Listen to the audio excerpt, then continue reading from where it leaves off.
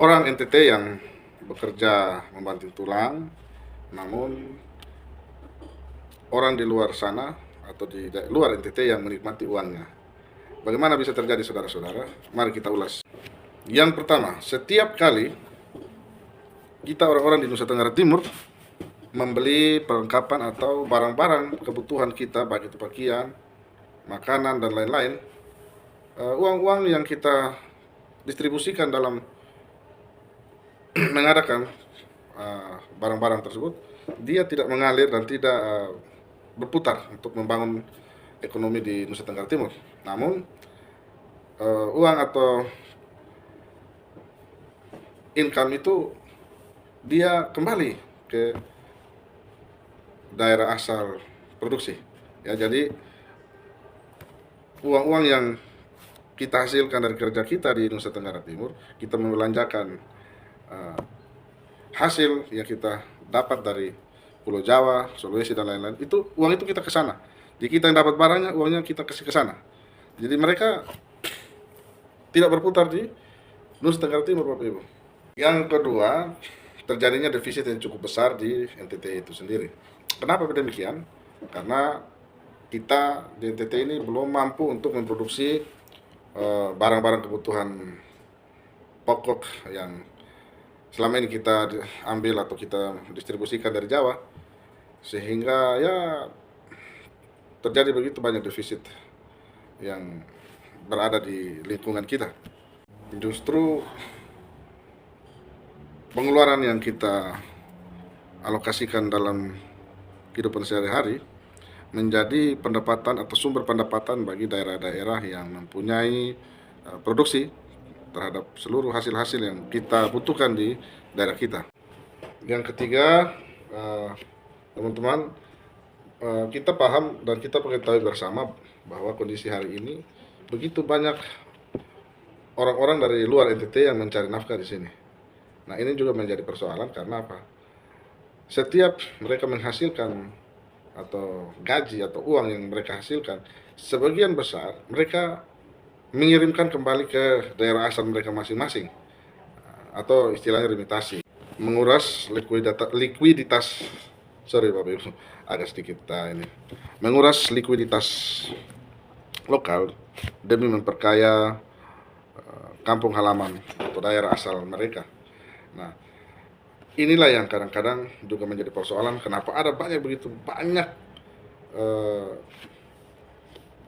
pekerja-pekerja yang berasal dari luar NTT, karena memang pada dasarnya kualitas kita juga, kualitas pekerja kita yang terkadang menganggap remeh atau kadang-kadang kurang memenuhi unsur basic skill atau ilmu-ilmu basic dalam pengetahuan, dalam keterampilan dalam bekerja.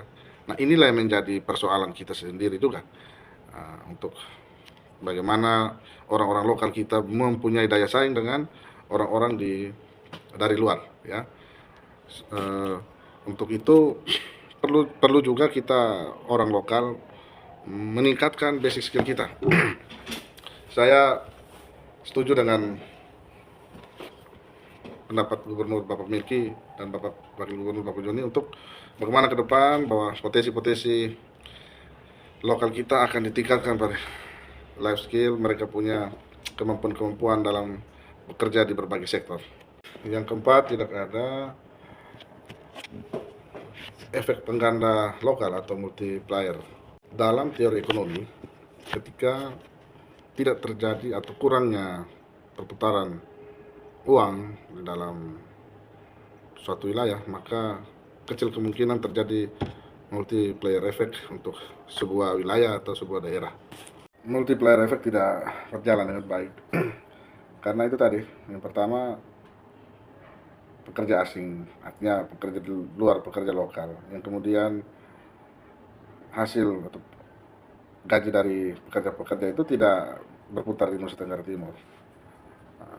Masih ada beberapa hal yang mempunyai dampak besar terhadap bagaimana ekonomi itu tidak terlalu tumbuh dengan baik di suatu wilayah, terlebih di daerah kita Nusa Tenggara Timur. Tentunya hal ini menjadi bahan atau topik yang cukup panas belakangan ini. Apa sih persoalannya? Baik Mari kita bedah satu persatu. Yang pertama, kelemahan kita dari sisi produksi lokal. Nah, ini juga menjadi persoalan. Apabila kita tidak mampu menciptakan produksi lokal untuk memenuhi kebutuhan yang ada di daerah kita, ini juga menjadi persoalan besar, teman-teman. Kenapa bisa menjadi sebuah persoalan besar? Karena kita hanya akan bergantung dari hasil impor yang berasal dari luar, baik itu dari Jawa, dari Kalimantan, atau bahkan dari Sulawesi. Nah, ini juga menjadi persoalan tersendiri. Yang kedua, distribusi logistik masih dikuasai oleh distributor-distributor luar. Yang mana ya kita tahu, kalau artinya bahwa kalau sudah ada monopoli distributor dari luar, maka yang terjadi perputaran ekonomi kita tidak akan begitu berkembang, karena uang-uang yang dihasilkan yang ada di daerah kita di NTT ini, kasarnya kita store kembali kepada mereka, karena barang-barang yang kita hasilkan ini kan barang-barang yang kita impor dari Jawa dan lain-lain, sehingga memang perlu pemahaman bahwa kita harus bisa membuat atau membangun produksi-produksi lokal yang berdaya saing. Yang ketiga, strategi industrialisasi lokal atau daerah masih belum maksimal. Baik, terkait hal ini butuh suatu kebijakan yang atau dibutuhkan perhatian khusus dari pemerintah daerah terkait bagaimana produk-produk lokal itu kita hasilkan yang memiliki daya saing. Ya, tidak sekedar kita menciptakan produk-produk yang ya dalam tanda kutip yang biasa saja ya. Ya, kita juga harus bisa mempunyai dari sisi pemerintah membuat sebuah regulasi. Ya, semoga ke depan dalam kepemimpinan Bapak Melki, Bapak Joni, dan juga khusus di Kota Kupang ini, Bapak Wali Kota mempunyai aturan-aturan yang mendukung pelaku-pelaku UMKM atau pelaku-pelaku industri lokal yang mampu menciptakan produk-produk lokal yang punya daya saing, baik itu di bidang pertanian, di bidang pariwisata, bidang kerajinan, bidang ya mungkin industri pangan lah, sekelas-sekelas itu. Mungkin ke depan kita bisa menciptakan produk-produk yang mempunyai daya saing dalam hal-hal yang cukup urgent ya. Jadi jangan kita semua barang kita impor dari Jawa, dari Kalimantan, dari Sulawesi. Nah, inilah yang menjadi titik berat kita, bagaimana meningkatkan atau salah satu faktor bertumbuhnya inflasi yang begitu besar. Jadi kita harus punya produk-produk sendiri, Bapak Ibu. Yang keempat, kebijakan belanja pemerintah yang belum berbasis lokal. Dari sini saya juga berpikir bahwa memang kenapa kita dari sisi pemerintah belum mampu atau belum bisa menyerap hasil-hasil produk lokal, karena memang kita dari produk-produk lokal kita belum mempunyai standarisasi terhadap belanja barang dan jasa pemerintah, belum terlalu maksimal ya, bahkan mungkin juga belum ada. Contoh ya, kita belum ada pabrik kertas. Bagaimana kita mau menyediakan ATK tapi kita tidak punya pabrik kertas di sini, pabrik ballpoint atau pabrik bagaimana hektar ya, hektar, atau mungkin ya contoh lah di belakang saya ini, pabrik-pabrik yang berbasis lokal yang mampu membuat lemari atau rak buku ini.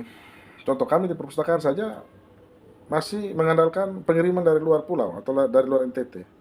Jadi wajar kalau kenapa pemerintah sendiri juga masih bergantung dari produk-produk yang berasal dari Jawa dan sekitarnya. Oleh karena itu, semoga ke depan ada perhatian yang begitu baik dari pengusaha-pengusaha lokal dan juga pemerintah untuk saling mendukung bagaimana memajukan daerah kita dengan menghasilkan produk-produk lokal yang berdaya saing, berkualitas, dan juga mempunyai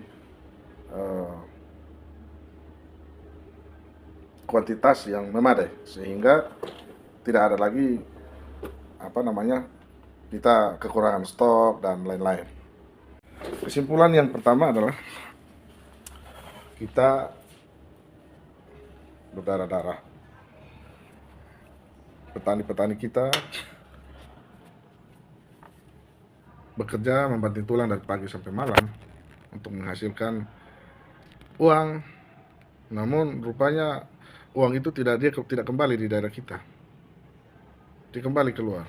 Kita juga, contoh kita SN, kita pinjam uang di bank, terus kita tidak beli atau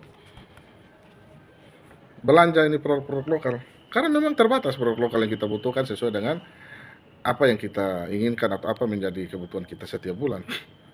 Jadi memang butuh kerja keras, butuh kerja ekstra dalam hal ini untuk mengendalikan inflasi daerah dan berbagai hal yang menyangkut dengan ekonomi.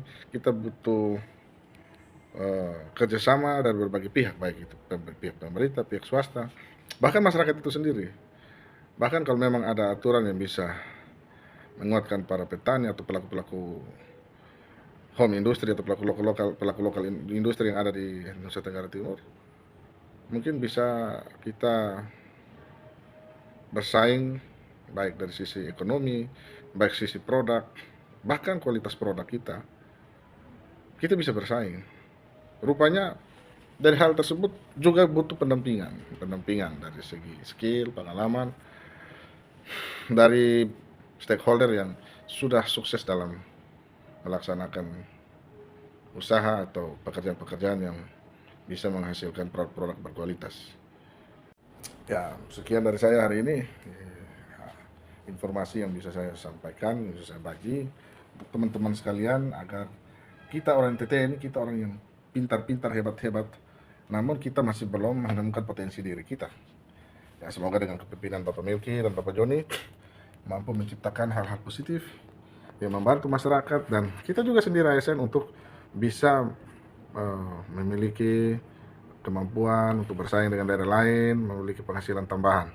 Jadi bukan hanya kita saja yang sudah ada gaji terus kita nyaman-nyaman saja. Oh tidak, kita juga harus bisa berusaha teman-teman, karena hari ini dan hari esok bisa berubah di luar pemikiran, di luar harapan yang kita inginkan.